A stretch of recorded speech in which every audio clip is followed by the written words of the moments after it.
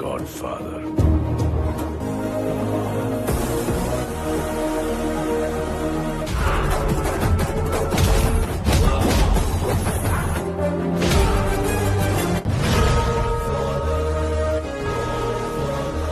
Kita ulas film baru ya. Judulnya Godfather tahun 2022. Film ini dibintangi para aktor ternama seperti Chiranjeevi, Salman Khan, dan Nayantara. Jika kalian suka, jangan lupa like, komen, dan bagikan ya. Nama Abram Qureshi tercatat sebagai buronan paling dicari Interpol. Dia adalah penyelundup emas dan berlian terbesar di dunia. Pejabat tinggi Interpol yang menangani kasus Abram Qureshi, Simon, mengundurkan diri karena merasa gagal menangkap Qureshi. Jangankan menangkapnya, identitas asli Qureshi saja belum bisa diungkap. Simon kemudian menyerahkan kasus itu ke juniornya. Abram Qureshi yang dicari sebenarnya berasal dari India. Saat ini di negara bagian Andhra Pradesh, situasi politik sedang berkecamuk. CM atau Ketua Menteri Padmakar Reddy alias PKR meninggal setelah sempat dirawat di rumah sakit. PKR tidak sekedar CM baik hati, dia juga Presiden Partai Penguasa, Jana Jagruti Perti alias JJP. Kader partai dan simpatisan PKR berkumpul menggelar aksi unjuk rasa. Mereka menumpahkan kekecewaan kepada rumah sakit karena gagal menyelamatkan PKR. Apalagi rumah sakit itu milik pimpinan partai oposisi, Bangaram Naidu. Aksi itu berujung anarkis. Pertanyaan terpenting pasca kematian PKR, siapakah yang akan menggantikannya sebagai CM? Ada 4 orang yang bisa menduduki posisi itu. Orang yang paling berpeluang adalah Mendagri Narayana Pharma, yang merupakan politisi licik dan petinggi partai JJP. Ada pula nama menantu PKR, Jaidev Das, yang sudah lama aktif di partai. Putri sulung PKR Satya Priya yang merupakan istri Jaidev juga berpeluang meski tidak pernah terlibat politik. Namun saat ini Satya sedang berduka. Rencana kedatangan Perdana Menteri India saja tidak dipedulikan. Satya hanya meminta Mendagri Pharma agar tidak mengizinkan bendahara partai JJP Brahma datang. Pastikan dia tidak ada di sini, ucap Satya. Selama 6 tahun terakhir, Brahma menjadi orang kepercayaan PKR. Dia juga berpotensi menjadi CM karena paling dekat dengan PKR. Apalagi Brahma sangat dihormati masyarakat dan kuat di internal partai. Sehari-hari Brahma banyak menghabiskan waktu di rumah panti jompo yang didirikan PKR. Saat ini Brahma dan sopirnya, Koti, dalam perjalanan untuk melihat jenazah PKR. Mobil Brahma dihentikan polisi atas perintah Satya. ACP Indrajit beralasan rombongan Perdana Menteri dalam perjalanan, sehingga semua kendaraan harus diberhentikannya sesuai protokol. Brahma yang diperankan ayah kandung Ramcharan, Chiranjeevi, turun dari mobil. Protokol hanya berlaku untuk kendaraan, itu tidak berlaku untuk kaki saya, ucap Brahma. ACP Indrajit terbengong, Brahma pun melanjutkan perjalanan tanpa mobil. Nama Brahma langsung menggema sepanjang jalan. Banyak kader partai berlarian mengikutinya dari belakang. Karisma Brahma sungguh luar biasa.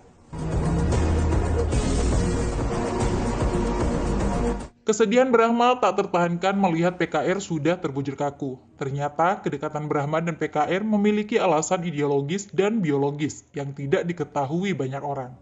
Brahma merupakan anak kandung PKR dari istri tidak sahnya. Fakta itu disembunyikan dari dunia. Sejak kecil, Brahma diajari ibunya untuk rela ditinggalkan sang ayah yang menjadi pemimpin partai besar. Di hadapan mayat PKR, Mendagri justru meminta dukungan Brahma untuk menjadi CM berikutnya. Brahma tidak menjawab apa-apa, cukup mata tajamnya yang bicara. Brahma ingin sekali mengikuti upacara kremasi, namun kebencian Satya membuatnya menjauh.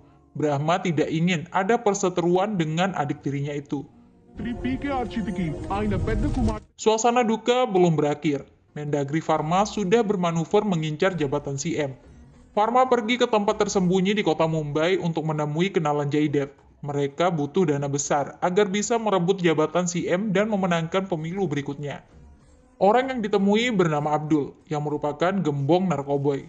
Abdul bekerja untuk mafia internasional yang bernama Lukas.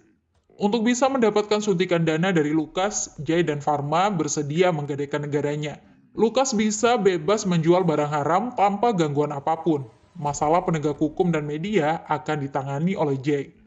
Lukas setuju mendanai partai JJP. Modal awal juga siap diberikan, asal pabrik produksi narkoba yang sempat ditutup pemerintah dibuka kembali. Jay setuju dengan syarat itu. Dalam perjalanan pulang, Pharma sangat berterima kasih atas kontribusi Jay mendapat dana partai. Pharma yakin jabatan CM akan segera dia duduki. Sedangkan Jay bebas memilih apakah ingin menjadi Mendagri atau wakil CM. Jawaban Jay membuat Pharma terkejut. Rupanya Jay juga mengincar jabatan CM. Bahkan dialah orang yang bertanggung jawab atas kematian PKR. Untuk memuluskan rencana besarnya, Jay telah menugaskan para menteri meyakinkan Satya. Para menteri menyebut Jay adalah orang paling tepat menjadi CM karena kemampuan dan kecerdasannya. Pharma hanya bisa geleng-geleng kepala. Dia tidak pernah menyangka mimpinya menjadi CM yang sudah di depan mata hancur begitu saja. Tapi Pharma tidak bisa berbuat apa-apa. Anda akan aman dan tetap dihormati hanya jika menjadi wakil saya, tegas Jay. Kelicikan Jay selama ini tertutup rapat. Satya hanya mengetahui Jay adalah suami dan menantu yang baik. Satya mendukung suaminya menjadi CM. Keputusan itu dibuat sekaligus untuk menutup ruang bagi Brahma. Jay pura-pura menolak. Dia mengaku tidak tertarik dengan jabatan. Tapi jika Satya memaksa dengan alasan untuk melawan Brahma, Jay selalu bersedia bergandengan tangan dengan istrinya. Musuhmu menjadi musuh saya juga, ujar Jay. Satya benar-benar telah tertipu dengan topeng Jay. Hal yang tidak kalah mengerikan, sejak lama Jay sering melecehkan adik iparnya, Janvi. Jay membuat Janvi kecanduan narkoboy untuk bisa memenuhi keinginan kotornya.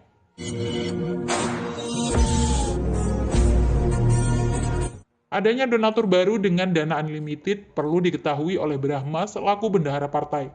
Jay juga tidak ingin Brahma menjadi penghalang bagi ambisinya. Brahma kemudian dipanggil. Brahma tidak setuju jika partai didanai dari uang barang haram. Jay jadi marah karena Brahma berani menentangnya. Jay yang merasa sudah berkuasa mengingatkan Brahma agar sadar diri. Brahma tidak memiliki pelindung lagi setelah kematian PKR. Ucapan Jay memancing kesombongan Brahma. Bagi Brahma, Jay hanyalah anak ingusan bau kencur. Jika Jay menganggap dirinya raja, maka Brahma adalah orang yang menciptakan raja. Ingat, selama saya masih hidup, saya akan pastikan tidak ada yang salah di partai ini, ucap Brahma berlalu pergi.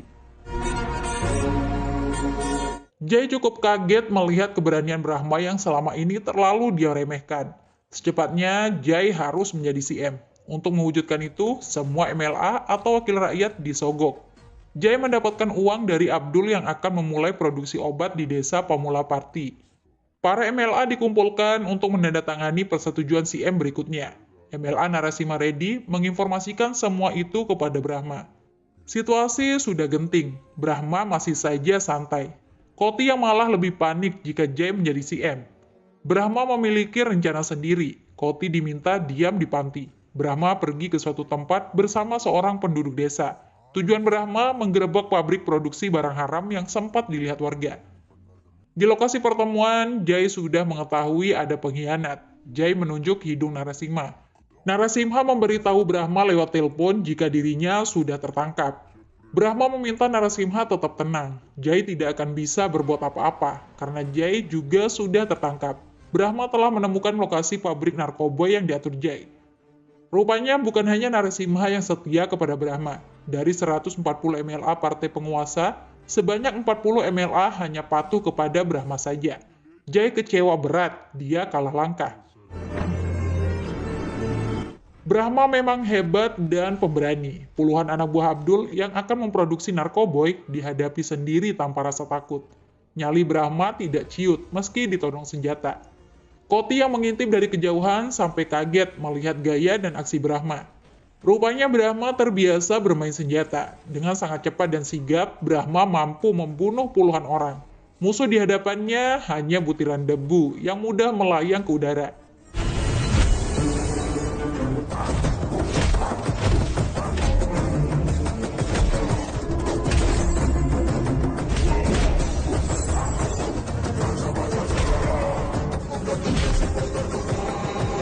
Ternyata Koti seorang pengkhianat. Semua yang dia lihat, dia laporkan ke Jaidev dan Varma. Dia bukan Brahma seperti yang kita lihat selama ini. Dia sangat kuat. Brahma membunuh semua orang, tutur Koti. Jai melihat pembunuhan yang dilakukan Brahma bisa dimanfaatkan. Kepolisian diminta pergi ke lokasi pabrik. Namun kepolisian tidak menemukan apa-apa. Jangankan mayat, sehelai rambut saja tidak ada di lokasi. Di sisi lain, Brahma marah dengan tindakan Jai yang memfasilitasi masuknya barang haram ke Andhra Pradesh. Jai harus dihentikan. Atur rapat pengurus partai. Beritahu semua orang bahwa saya akan menjadi presiden partai, ucap Brahma. Rencana Brahma membuat Jai khawatir. Dia memprovokasi Satya agar menggagalkan Brahma yang ingin menjadi pemimpin partai. Jai menyebut Brahma hanya pura-pura polos. Wajah aslinya yang ingin menguasai partai mulai muncul setelah kematian PKR. Satya tidak akan membiarkan Brahma memimpin partai. Kebencian Satya rupanya sudah mendarah daging sejak dia masih kecil. Penyebabnya, ibu Satya tidak mau menerima Brahma yang dibawa pulang oleh PKR. Ibu Satya ingin memukul Brahma dan tanpa sengaja terjatuh hingga kepalanya terbentur. Nyawa ibu Satya tidak bisa diselamatkan. Sejak itulah Satya membenci Brahma yang dianggap sebagai pembunuh ibunya. Kini, untuk menggagalkan Brahma menjadi presiden partai, Satya datang ke acara rapat pengurus. Satya sebagai putri PKR mengajukan Jaidev menjadi presiden partai. Beberapa pengurus partai tidak suka Satya ikut campur. Satya bukan pengurus partai, sehingga tidak memiliki hak berbicara meski sebagai putri PKR. Brahma juga ikut menyinggung orang yang berbicara tanpa kapasitas, apalagi mengusulkan Jaidev menjadi presiden partai. Beritahu saya satu saja kelebihan Jaidev, kecuali menjadi suami Anda, ujar MLA Narasimha Reddy. Para peserta rapat ikut meragukan kemampuan Jai. Satya jadi malu sendiri. Jai dalam posisi terpojok. Jika situasi itu dibiarkan, Brahma akan terpilih menjadi presiden partai. Jaidev tidak menginginkan itu terjadi. Dia angkat bicara. Daripada partai dipimpin Brahma, Jai mengusulkan Satya selaku putri PKR yang menjadi presiden partai. Satya sendiri sampai kaget mendengarnya. Siapapun yang tidak setuju, silahkan bicara, ucap Jai. Jai merasa sudah berhasil menggagalkan rencana Brahma. Apalagi Brahma langsung mengucapkan selamat untuk Satya. Hal yang tidak disadari Jai maupun Satya, Brahma tidak pernah kalah. Apa yang terjadi merupakan skenario Brahma. Sejak awal, Brahma sengaja melempar isu ingin menjadi presiden partai untuk memprovokasi Satya. Brahma terpaksa membuat sandiwara agar Satya memiliki rasa tanggung jawab terhadap partai. Dan skenario itu berhasil. Diam-diam, Jai juga menyiapkan skenario mematikan untuk menghancurkan hidup Brahma melalui penghuni panti, Renuka. Ternyata Renuka adalah istri tidak sah Koti yang bekerja untuk Jai. Renuka mau mengikuti perintah Koti demi bisa hidup bersama Koti. Sebuah pengakuan dibuat Renuka melalui saluran NNTV. Renuka menyebut ayah dari anak yang dia lahirkan adalah Brahma. Sudah banyak wanita penghuni panti asuhan yang menjadi korban kebejatan Brahma. Media yang seharusnya memberitakan fakta justru menjadi corong penguasa. Pimpinan NNTV, Ramprasad, mau menyiarkan kebohongan itu demi uang. Kebohongan Renuka berdampak besar. Banyak orang menghujat Brahma. Partai oposisi memanfaatkan kasus tersebut untuk mendapatkan simpati rakyat. Banyak LSM juga turun aksi ke jalan mencari panggung. Tuntutan mereka, satu, Brahma harus ditangkap. ACP Indrajit yang merupakan budak penguasa bergerak cepat menangkap Brahma. Orang-orang panti yang mengetahui kebohongan Renuka sangat sedih.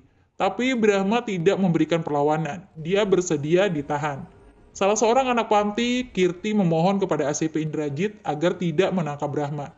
Indrajit justru menendang Kirti. Amarah Brahma langsung membuncah. Indrajit dihajar tanpa bisa melawan. Sorot mata tajam Brahma membuat siapapun gentar.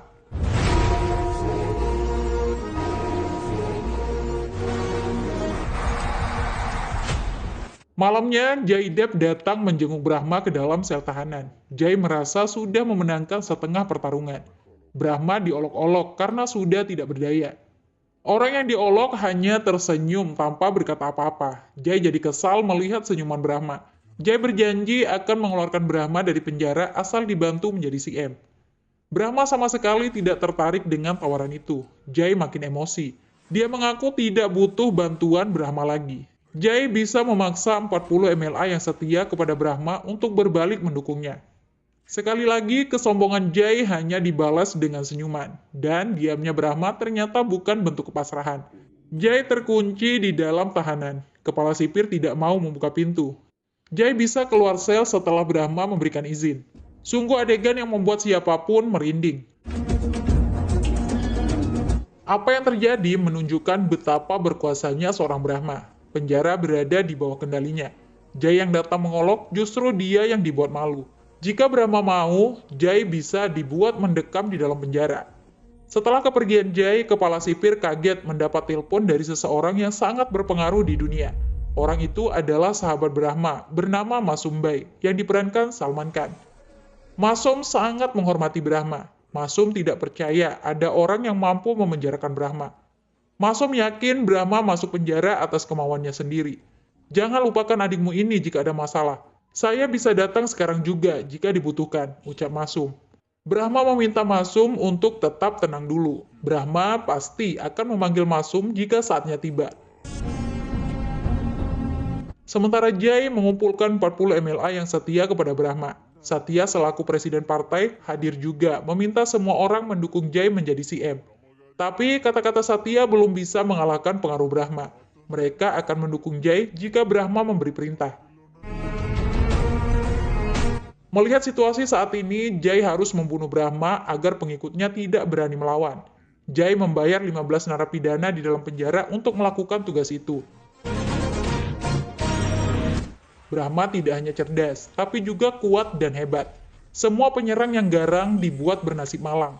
Brahma menghajar mereka hingga memohon ampunan. Jai dibuat bingung harus melakukan apa lagi untuk menjadi CM. Varma unjuk gigi untuk bernegosiasi dengan pimpinan partai oposisi, Bangaram Naidu.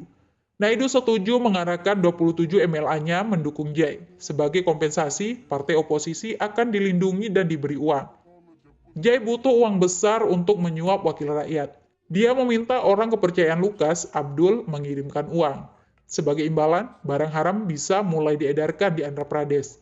Abdul kemudian mengirimkan uang 2 truk bersama barang haramnya. Brahma sudah mengetahui pengiriman itu.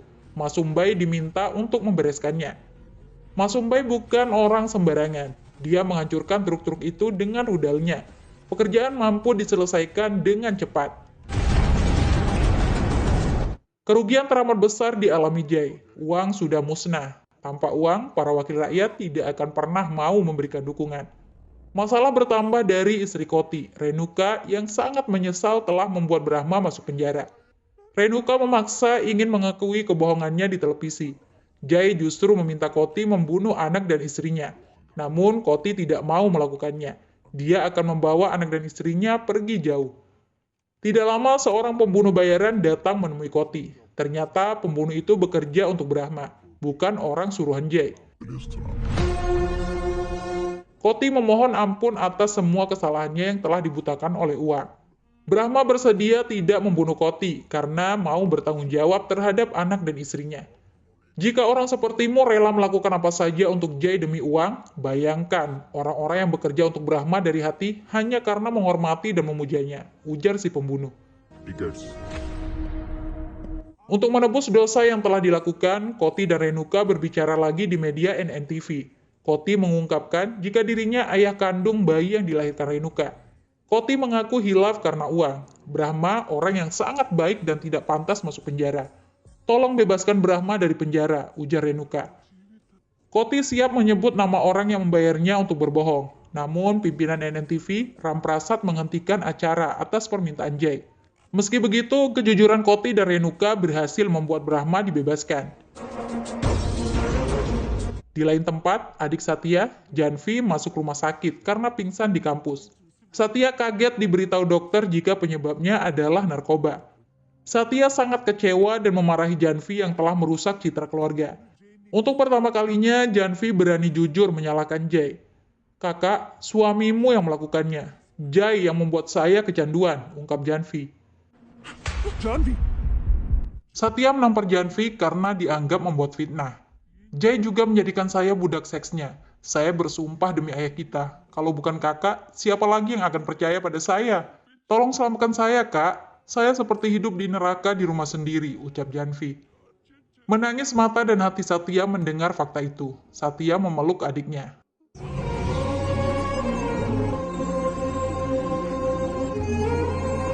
Setelah bertemu Jai, amarah Satya tidak tertahankan. Jai justru masih pura-pura tidak bersalah. Satya menampar suaminya yang bejat itu. "Kenapa kamu tega melakukannya kepada adik saya? Kamu yang membuat Janvi kecanduan," teriak Satya. Jai menyadari jika kedoknya sudah terbongkar. Tidak ada artinya lagi bersandiwara. Jai mengakui perbuatannya. "Bukan hanya membuat Janvi kecanduan, saya juga meracuni ayahmu," ungkap Jai. Jai mengancam akan memenjarakan Janvi jika Satya berani buka mulut. Jai bisa saja membunuh Satya dan Janvi sekaligus. Namun, itu bisa menghambat tujuannya menjadi CM. Satya tidak tahu harus berbuat apa. Malam itu seolah-olah dunianya terbalik. Hidup Satya seperti diliputi kegelapan. Jai yang selalu ada untuknya ternyata penjahat sebenarnya. Satya mengingat kata-kata ayahnya ketika Brahma dipanggil setelah 20 tahun menghilang. Ayahnya menjadikan Brahma sebagai kekuatan dan pelindung untuk mewujudkan cita-cita mulia.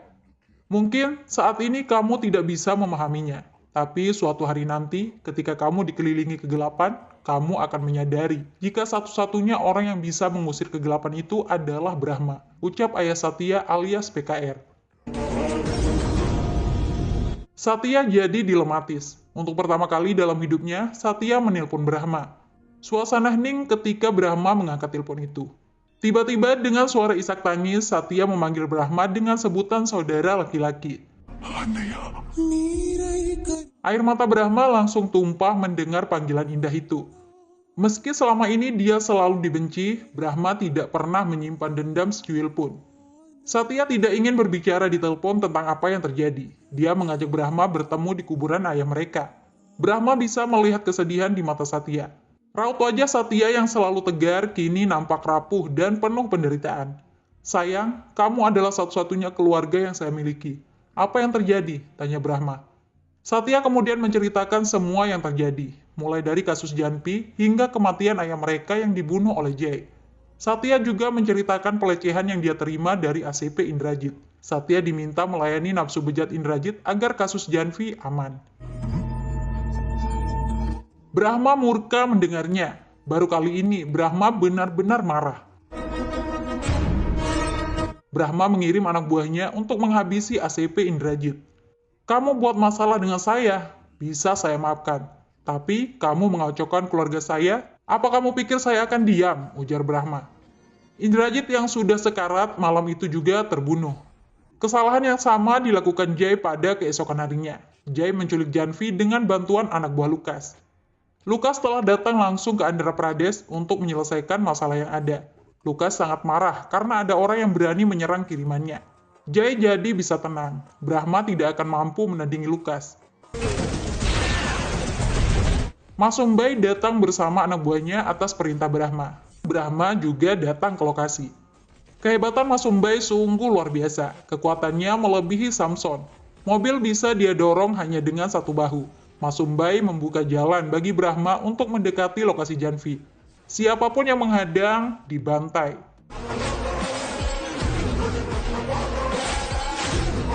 Lukas jadi gregetan siapa yang berani menyerangnya.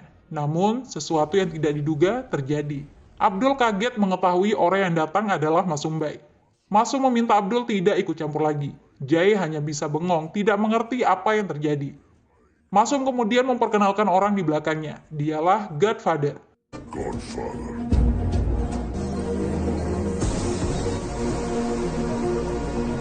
Giliran Lukas yang ketakutan setengah mati melihat Brahma. Permintaan Jai agar Lukas membunuh Brahma tidak digubris lagi. "Apa kamu tahu siapa dia?" "Dia adalah bos dari para bos," ungkap Lukas. Lukas menyebut orang yang berdiri di hadapannya adalah Godfather Abram Qureshi.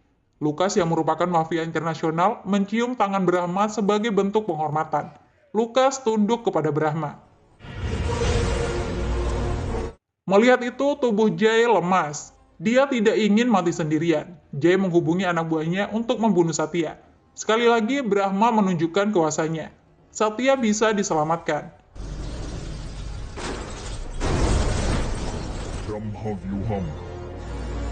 Brahma kemudian memberikan inhaler yang sudah diracuni untuk Jay. Brahma ingin membunuh Jay persis seperti yang dialami PKR. Jay benar-benar telah kalah. Dia harus mengakui jika Brahma terlalu besar untuk dilawan. Tidak ada lagi pilihan tersisa bagi Jay. Dia menghirup inhaler itu dan mati di tempat. Kepada publik, Jay diumumkan telah melarikan diri ke luar negeri. Untuk jabatan CM, Satya akan mengusulkan nama Brahma. Satya juga akan menyampaikan kebenaran jika Brahma adalah putra kandung PKR. Sesuatu di luar dugaan kembali terjadi. Naskah pidato Satya telah diubah seseorang. Satya tidak sengaja menyebut dirinya yang akan menjadi CM. Tentu saja itu ulah Brahma. Melalui telepon, Brahma mengucapkan selamat kepada Satya yang akan menjadi CM. Sedangkan Brahma terbang ke Perancis untuk kembali menggeluti dunia hitam. Brahma berjanji akan selalu membantu Satya setiap kali dibutuhkan.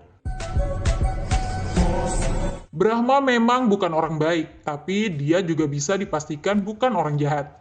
Brahma terlibat dunia hitam demi tujuan mulia. Semuanya berawal ketika Brahma melihat PKR meneteskan air mata karena tidak berdaya. Saat itu PKR menolak berbagai proyek dari para pengusaha yang telah membantunya menjadi CM. PKR diancam akan digulingkan jika lebih mengutamakan kesejahteraan rakyat daripada kepentingan pengusaha. Brahma tidak ingin PKR terus tersandra oleh para pengusaha. Karena itulah, Brahma mencari uang sebanyak-banyaknya untuk membiayai kebutuhan politik PKR. Brahma kemudian tumbuh menjadi bosnya para bos. Dialah yang dikenal sebagai Abram Qureshi, sang raja kegelapan dengan julukan Godfather. Qureshi's back in action. Kembalinya Brahma alias Qureshi dalam dunia hitam sudah terdeteksi Interpol. Namun, pejabat Interpol yang menangani kasus Qureshi saat ini tidak lagi ingin menangkapnya. Qureshi memang melakukan kejahatan besar seperti penyelundupan dan pembunuhan, tapi dia bukanlah penjahat. Qureshi bersama Masum justru ikut memberantas mafia narkoboy. Film berakhir di sana. Sudah dulu ya, sampai jumpa.